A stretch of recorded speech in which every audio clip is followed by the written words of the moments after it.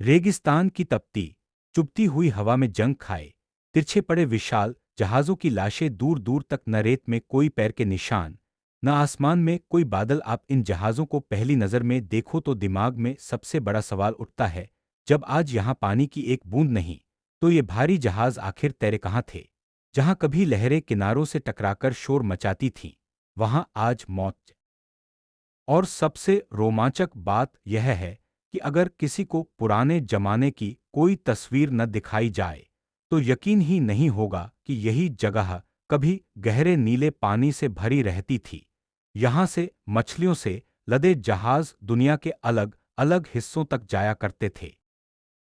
ऐसा सागर जिसने सदियों तक लाखों लोगों को जीवन दिया, रोटी दी, घर दिया, और फिर एक दिन इंसानी लालच ने उसी सागर का गला घोंट दिया। सोचिए, अगर आप आज कुछ ही पलों के लिए इस सूखे समुद्री तल पर खड़े हो जाएं, तो हवा के साथ उड़ती जहरीली धूल आपके फेफड़ों में उतर सकती है और चुपचाप आपके शरीर को उसी तरह कमजोर करने लगेगी जैसे जहर धीरे धीरे न।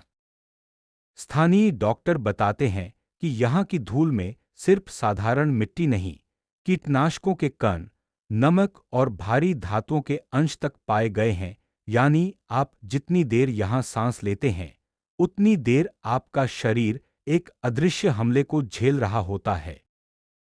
अगर आप इस सूखे समुद्र के बीच जाकर चारों तरफ नजर घुमाएंगे, तो जहाज दिखेंगे, जंग लगे लोहे की शक्लें दिखेंगी, लेकिन पानी की सिर्फ याद बचेगी, एक बूंद भी नहीं। कुछ पुरानी जेटियां, टूटे हुए घाट, खाली पड़ी मछली फैक्ट्रियों के खंडहर, सब मिलकर जैसे चिल्ला चिल्लाकर पूछते हैं कि आखिर यह हुआ कैसे? क्या यह सब सिर्फ प्रकृति की कोई दुर्घटना थी, या फिर इंसान की सोची समझी, धीरे धीरे चलने वाली साजिश? आज हम खोलने जा रहे हैं मध्य एशिया के दिल में छुपा वो रहस्य, हजारों साल पुराने अरल सागर की मौत का सच, और साथ ही ये भी कि इस कहानी में असली खलनायक कौन था। कहा जाता है कि अरल सागर का इतिहास लगभग 20,000 साल पुराना है। मध्य एशिया की दो महान नदियां, अमु दरिया और सिर दरिया, पहाड़ों से निकलकर रेगिस्तान को चीरती हुई आती थीं और अपना सारा पानी इसी सागर की गोद में उड़ेल देती थीं। एक समय पर यह सागर करीब 68,000 वर्ग किलोमीटर तक फैला हुआ था। यानी अगर आप इसके एक छोर से दूसरे छोर तक नाव में जाने की सोचें, तो यह सफर कई घंटों का होता था। कजाकिस्तान और उज्बेकिस्तान के बीच फैला यह जल पुंज कभी दुनिया का चौथा सबसे बड़ा झील सागर माना जाता था। इसकी गहराई, यहाँ मौजूद मछलियों की अनगिनत किस्में और चारों तरफ फैली हरियाली ने इसे पूरे इलाके का जीवन स्रोत बना दिया था। यहाँ से मछलियाँ सिर्फ स्थानीय बाजारों में नहीं बिकती थीं, बल्कि दूर दराज के इलाकों तक पहुँचती थीं। कई बंदरगाह कस्बों में मछली प्रसंस्करण कारखाने चलते थे, जहाँ दिन रात मछलियों की सफाई, पैकिंग और नमकीन बनाने का काम होता था। यहाँ मछलियाँ भरपूर पनपती थीं, नौसैनिक टुकड़ियाँ तैनात रहती थीं और व्यापार के जहाज लगातार आते जाते थे। स्थानीय लोगों के लिए यह सागर सिर्फ पानी नहीं था, यह संस्कृति, त्योहारों और रोजमर्रा की जिंदगी का हिस्सा था। रेगिस्तान के बीच यह सागर किसी चमत्कार की तरह था, एक ऐसा चमत्कार जिस पर पूरे इलाके की रोटी रोजी टिकी हुई थी। लाखों लोगों के लिए यही सागर भोजन था, काम था और सहारा भी। कजाक और कराकलपाक जैसे समुदायों के गीतों और कहानियों में अरल का जिक्र किसी जिंदा साथी की तरह आता है, जो हर मौसम में उनके साथ खड़ा रहता था। पर कहानी यहीं खत्म नहीं होती, क्योंकि इस शांत नीले पानी की सतह के नीचे भविष्य का एक भयानक संकट धीरे धीरे जन्म ले रहा था, जिसे उस दौर में शायद ही किसी ने महसूस किया होगा। 1800 के दशक में मध्य एशिया छोटे छोटे खानों और खानातों के नियंत्रण में बंटा हुआ था। इनमें से सबसे ताकतवर था खेवा खानात। यह वही इलाका था जो कैस्पियन सागर के पास से होता हुआ अरल तक जाने वाले महत्वपूर्ण कारवां और व्यापार मार्गों पर हावी था। उस समय दुनिया के बड़े साम्राज्य इस क्षेत्र पर निगाह रखे हुए थे, एक तरफ रूस, दूसरी तरफ दूसरे यूरोपीय ताकतें, सबको यहाँ से गुजरने वाले व्यापार और रणनीतिक रास्तों पर अपना असर चाहिए था। इस रास्ते से गुजरने वाले रूसी व्यापारियों और दूतों पर लगातार हमले होते, उन्हें कैद करके ले जाया जाता, कई को गुलाम बना दिया जाता। धीरे धीरे यह क्षेत्र रूस के लिए सिर्फ भूगोल नहीं, बल्कि राजनीतिक और आर्थिक चुनौती बन गया। रूसी शासक समझ चुके थे कि जब तक मध्य एशिया के इन रास्तों पर स्थिर नियंत्रण नहीं होगा, तब तक उनकी दक्षिण की ओर बढ़ने की महत्वाकांक्षा अधूरी रहेगी। रूसी साम्राज्य ने एक रणनीतिक फैसला तैयार किया, अगर अरल सागर तक सीधे पहुंच बना ली जाए, तो पूरे मध्य एशिया पर नियंत्रण की राह खुल जाएगी। लेकिन दिक्कत यह थी कि अरल सागर तक कोई समुद्री रास्ता नहीं था, वह पूरी तरह चारों तरफ से जमीन से घिरा हुआ था, बस रेगिस्तान, रेत और दूर दूर तक सूखी धरती। कई सलाहकारों ने शुरू में इसे अव्यावहारिक माना, पर रूस की नज़र में यह एक जुआ था जिसे जीतना जरूरी था। फिर भी रूस पीछे नहीं हटा। 1847 में सिर दरिया नदी के मुहाने पर रायम नाम की एक सैन्य चौकी बनाई गई। इसके बाद जो कदम उठाया गया, वह सुनकर ही असंभव लगता है। भारी युद्धपोतों को टुकड़ों में काटा गया, उनके हिस्सों को ऊंटों और गाड़ियों पर लादा गया और उन्हें रेगिस्तान के रास्ते अरल के किनारे तक खींचकर ले जाया गया। मार्ग में सैनिकों और मजदूरों की कई टुकड़ियां, पानी और राशन की सप्लाई और रास्ता साफ करने के लिए तैयार किए गए अस्थायी कैंप, यह सब मिलकर उस समय की सबसे मुश्किल सैन्य लॉजिस्टिक कवायदों में से एक बन गया। रेत के तूफान, दिन रात बदलता तापमान और सैकड़ों किलोमीटर लंबा यह जानलेवा सफर, इन सब के बाद उन जहाज़ों को अरल के किनारे दोबारा जोड़ा गया और पहली बार इस सागर के शांत पानी में लोहे के ये विशाल दैत्य उतारे गए। स्थानीय निवासियों के लिए यह दृश्य किसी अजूबे से कम नहीं था, जहां उन्होंने कभी लकड़ी की नावों से ज्यादा कुछ नहीं देखा था। वहां अचानक लोहे के भारी युद्धपोत पानी चीरते हुए आगे बढ़ रहे थे। सबसे पहले निकोलाई, फिर मिखाइल और 1848 तक सबसे बड़ा जहाज कोस्टेंटाइन भी पानी पर तैर रहा था। यह जहाज सिर्फ धातु के ढांचे नहीं थे, ये रूस की महत्वाकांक्षा और आने वाले समय की भू राजनीति का साफ संकेत थे। इन जहाज़ों के साथ रूसी सर्वेक्षण दलों ने अरल के नक्शे, उसकी गहराई, धाराओं और तटों का विस्तृत अध्ययन किया। यही वह मोड़ था जब अरल सागर पर बाहरी ताकत की पकड़ की कहानी शुरू हुई, एक ऐसी पकड़ जिसने धीरे धीरे एक प्राकृतिक चमत्कार को मौत के किनारे धकेल दिया। 1917 की क्रांति के बाद रूस में सत्ता बदली और पैदा हुआ सोवियत यूनियन। नए शासन के नेताओं ने एक ऐसा सपना देखा जिसमें सोवियत संघ को तेजी से औद्योगिक और कृषि महाशक्ति बनाना था। देश के अलग अलग हिस्सों में स्टील, कोयला और मशीनरी के कारखाने खड़े किए जा रहे थे।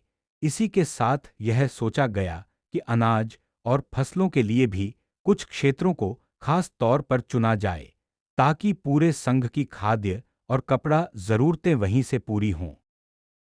उसी दौर में दुनिया के बाजारों में एक फसल की मांग आसमान छू रही थी, कपास, जिसे उस समय व्हाइट गोल्ड यानी सफेद सोना कहा जाता था। कपड़ा मिलों, उद्योगों और अंतर्राष्ट्रीय व्यापार के लिए यह फसल सोने से कम नहीं थी।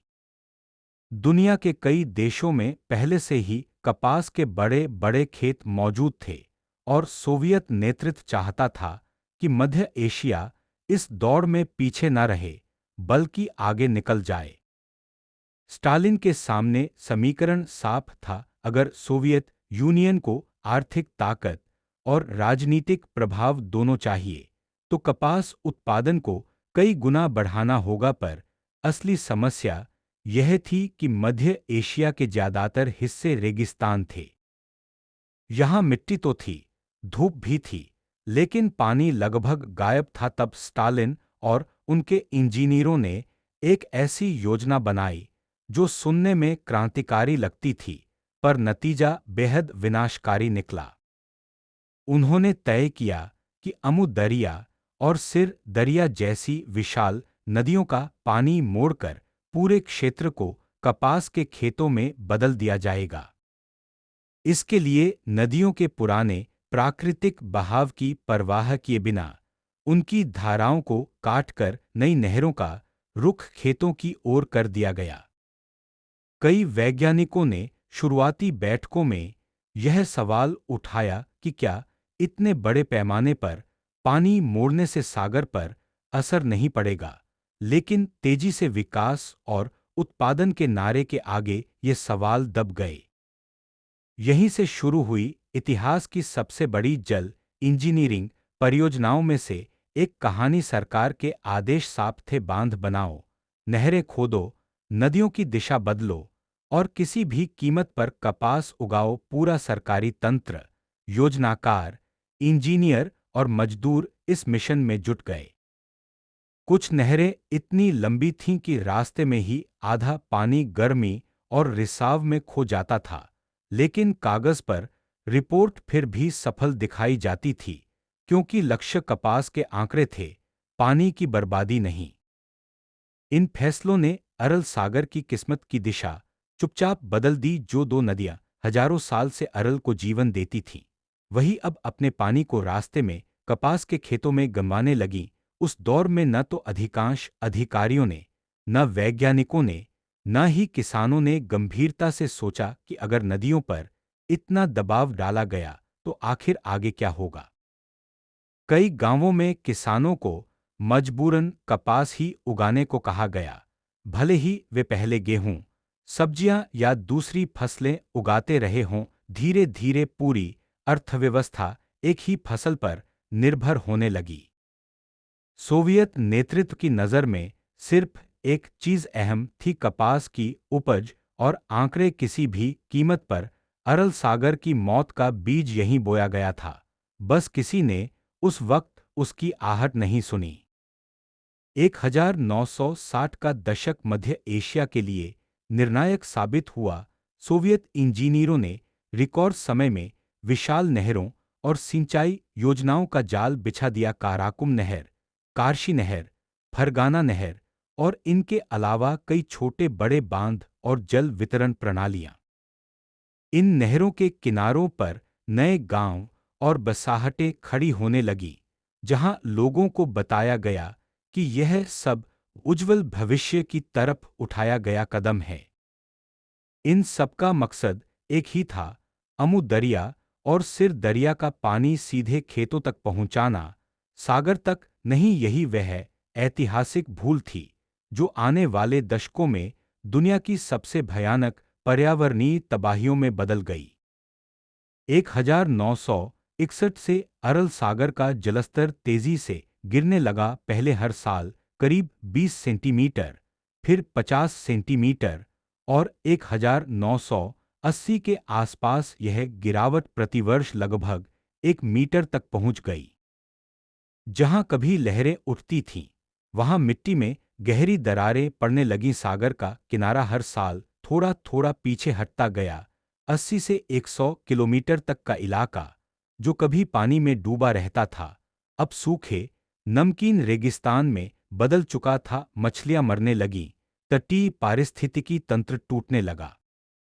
वैज्ञानिक रिपोर्टों में यह दर्ज होने लगा कि सागर का क्षेत्रफल और गहराई दोनों लगातार सिकुड़ रहे हैं, लेकिन हर रिपोर्ट के बाद भी नीति वही रहती और कपास चाहिए।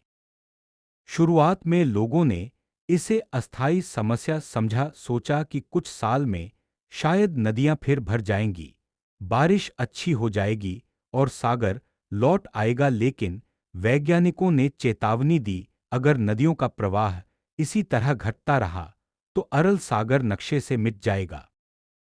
कुछ दूरदर्शी विशेषज्ञों ने यहां तक सुझाव दिया कि दूसरी नदियों से पानी लाकर अरल को बचाया जाए, लेकिन इतनी विशाल योजना पर कोई गंभीर कदम नहीं उठाया गया। इन चेतावनियों को बार बार नजरअंदाज किया गया। सत्ता को चाहिए थे कपास के आंकड़े, पर्यावरण का संतुलन नहीं।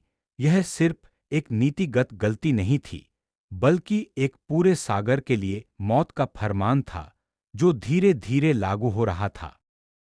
1970 का दशक आते आते अरल सागर की तबाही किसी को छिपी नहीं रह गई थी। जहां कभी नावें आसानी से चलती थीं, वहां अब रेत के ऊंचे टीले खड़े थे। पुराने पोर्ट शहर मुनियाक, अराल, कजाली सब अपने सूख चुके तटों के कारण इंसानी बसावट तो थे, पर समुद्र से कट चुके थे।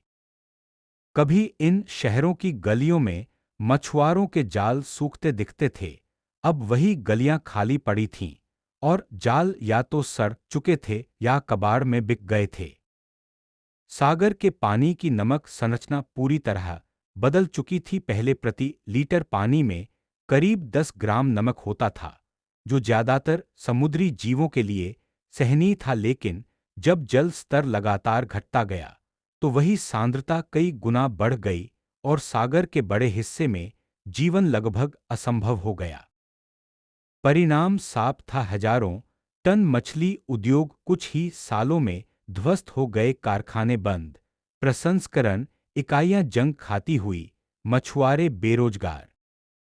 जो बंदरगाह शहर कभी दिन रात रौनक से भरे रहते थे, वे भूतिया नगरों में बदल गए, जहां बस टूटी दीवारें और जहाजों के कंकाल बच गए। कुछ बूढ़े मछुआरे आज भी बताते हैं कि कैसे एक समय पर वे महीनों तक समुद्र में मछली पकड़ते थे, और अब उसी जगह तक पहुंचने के लिए उन्हें रेगिस्तान में कई किलोमीटर चलना पड़ता है, और वहां भी सिर्फ रेत और नमक मिलता है। सामाजिक त्रासदी भी धीरे धीरे बढ़ती गई। अपने बच्चों का पेट भरने के लिए लोगों को उन इलाकों को छोड़ना पड़ा, जो कभी समुद्री समृद्धि के प्रतीक थे। वे दूर दराज गांवों और बड़े शहरों की ओर पलायन करने लगे। कई पीढ़ियां जो अरल की लहरों के बीच पली थीं, अब सूखी धरती और धूलभरी हवा में नई जिंदगी ढूंढ रही थीं। कई घरों में बुजुर्ग लोग अब भी दीवारों पर टंगी पुरानी तस्वीरों में भरे पूरे सागर को देखते हैं और यकीन नहीं कर पाते कि यह वही जगह है जहां आज उनका पोता पोती रेत में खेलता है। वैज्ञानिकों के अनुमान के अनुसार 1960 से 1998 के बीच अरल सागर लगभग 60% तक सिकुड़ चुका था। सड़कों के किनारे रेत में जमी मछली पकड़ने वाली नावें, आधी धंसी हुई जहाजों की हड्डियां, मानो किसी ने समुद्र का कंकाल निकालकर रेगिस्तान में पटक दिया हो। यह सिर्फ पर्यावरण का विनाश नहीं था, यह इंसानी जीवन पर सीधा प्रहार था। एक सागर जिसने हजारों साल तक लोगों को पाला पोसा, अब उनकी बर्बादी का प्रतीक बना खड़ा था। अरल सागर के सूखने के बाद विनाश का अगला चरण शुरू हुआ। जहरीली हवा का जन्म, कपास की खेती के लिए दशकों तक डीडीटी, फॉस्फेट, अमोनिया और सैकड़ों प्रकार के तीखे कीटनाशकों और उर्वरकों का उपयोग किया जाता रहा। ये रसायन पहले नदियों के पानी में घुलकर अरल सागर तक पहुंचते और धीरे धीरे सागर की तलहटी में जमा होते गए। जब सागर का पानी सूखने लगा, तो वही जमा हुआ जहर बारीक धूल में बदलकर सूखी मिट्टी के साथ मिल गया। अब हर तेज हवा का झोंका, हर धूल का तूफान इस जहरीली मिट्टी को उड़ाकर गांवों, कस्बों और शहरों तक ले जाने लगा। हर बवंडर एक चलते फिरते जहरीले बादल की तरह इंसानी बस्तियों पर गिरता। वैज्ञानिकों ने पाया कि इन धूलकणों में सिर्फ कीटनाशक ही नहीं, बल्कि कई धातु और अन्य हानिकारक तत्व भी मौजूद हैं, जो शरीर के अलग अलग अंगों पर असर डाल सकते हैं। इस प्रदूषण के असर डराने वाले थे। सांस से जुड़ी बीमारियों में तेज वृद्धि, फेफड़े, किडनी और लिवर फेल होना, चर्म रोग, बच्चों में जन्मजात विकृतियां और अलग अलग तरह के कैंसर के मामलों में विस्फोटक बढ़ोतरी। कुछ क्षेत्रों में बच्चों के अस्पतालों में एनीमिया, टीबी और अन्य गंभीर रोगों के मरीजों की संख्या अचानक बढ़ गई। कई रिपोर्टों में यह दर्ज हुआ कि यहाँ के पीने के पानी के स्रोत भी दूषित हो चुके हैं। कुछ डॉक्टरों के मुताबिक यहाँ खुलकर गहरी सांस लेना भी मानो शरीर के अंदर धीरे धीरे जहर भरने जैसा था। बच्चों की मृत्यु दर बढ़ गई। महिलाओं में गर्भधारण से जुड़ी जटिलताएं आम होने लगीं। अनुमान है कि 50 लाख से ज्यादा लोग सीधे सीधे इस तबाही से प्रभावित हुए। धूल के तूफानों में नमक और कीटनाशक मिल जाते, जो खेतों पर गिरकर मिट्टी की उर्वरता को भी खत्म करने लगे। कई इलाकों में खेती का उत्पादन करीब 30% तक गिर गया। कई परिवारों को दोहरी मार झेलनी पड़ी, एक तरफ स्वास्थ्य समस्याएं, दूसरी तरफ कम होती आय और सूखती जमीन।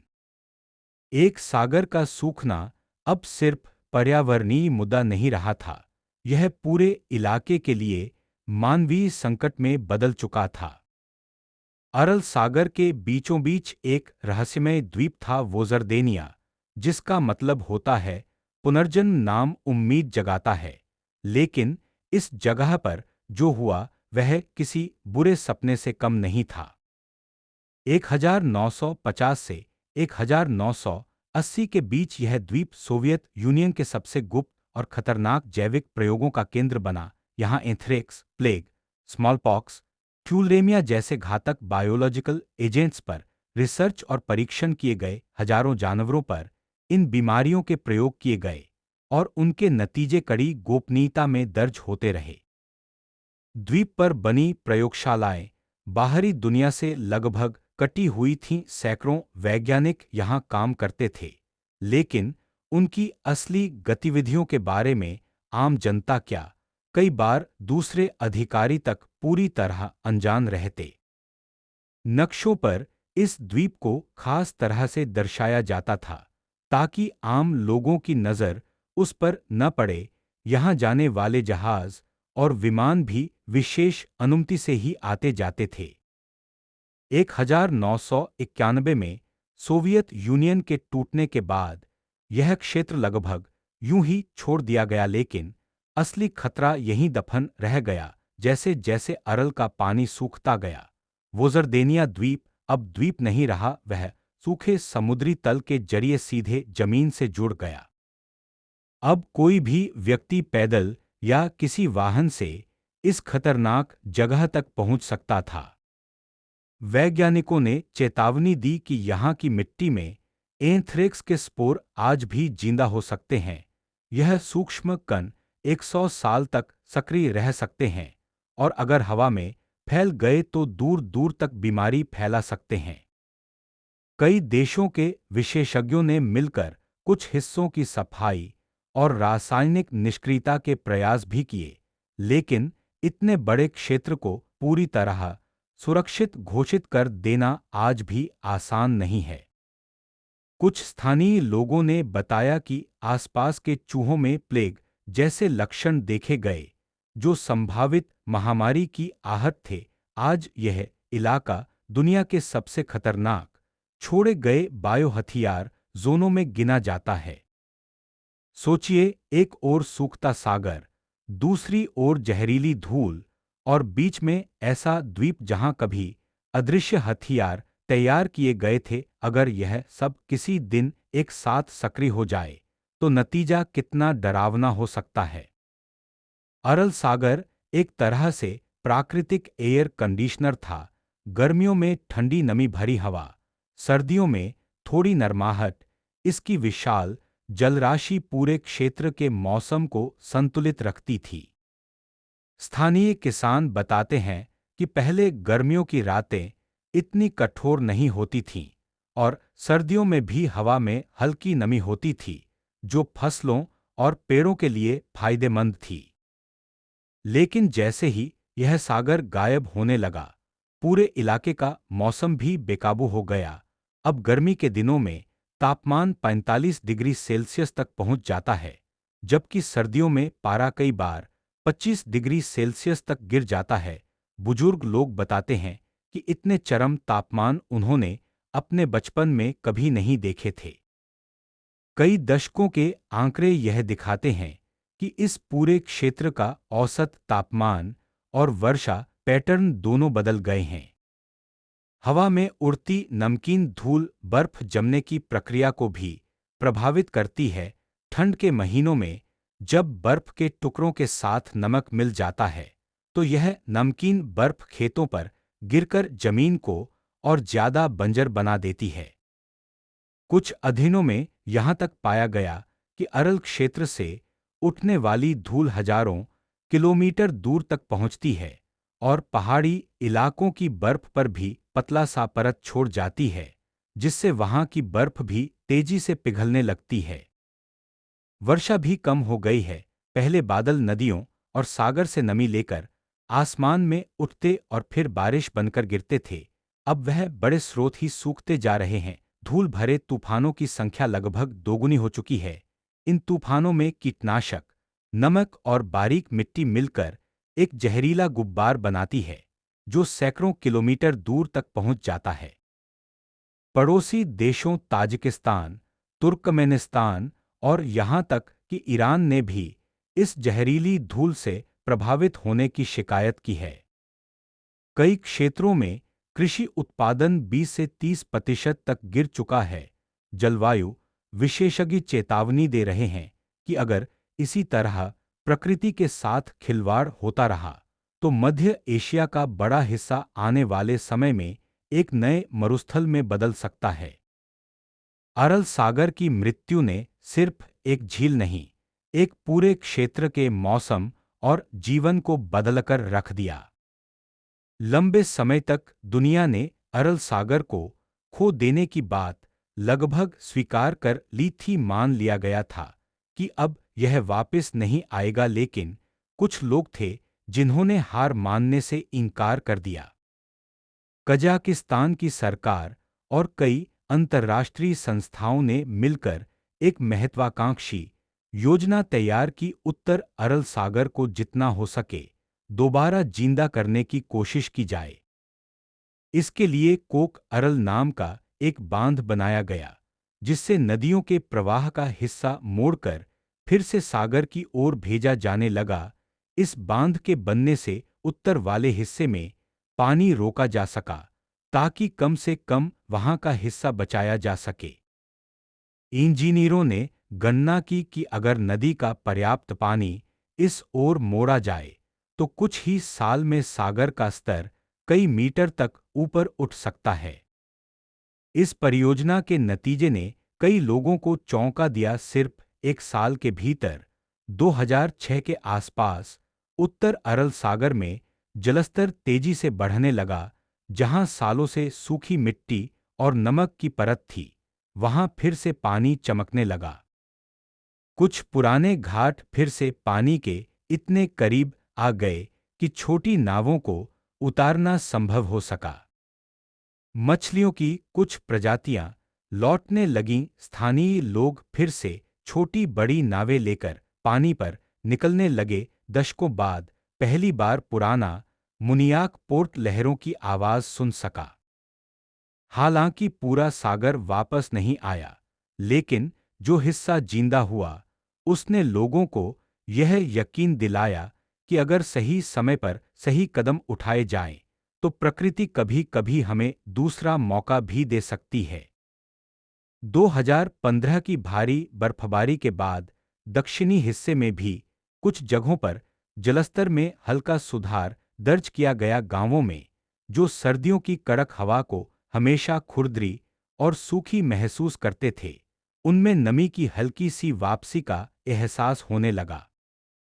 कई घरों में फिर से मछली पकड़ने के उपकरण साफ करके रखे जाने लगे, इस उम्मीद में कि आने वाले सालों में शायद सागर थोड़ा और नजदीक आ जाए। हाल की रिपोर्टों के मुताबिक उत्तर अरल में पानी का स्तर पहले के मुकाबले काफी बढ़ चुका है। यह पर्यावरण विज्ञान की दुनिया की सबसे सफल पुनर्जीवन कोशिशों में से एक मानी जा रही है। लोगों में उम्मीद लौट रही है। धीरे धीरे कुछ हद तक पर्यटन भी बढ़ने लगा है। पेड़ लगाने के कार्यक्रम शुरू हो रहे हैं और अंतर्राष्ट्रीय समुदाय अरल सागर को जितना संभव हो सके दोबारा जीवित करने की लड़ाई में शामिल हो चुका है। हालांकि सच यह भी है कि सागर का दक्षिणी हिस्सा अभी भी गंभीर हालत में है और उसे बचाना कहीं ज्यादा कठिन साबित हो रहा है।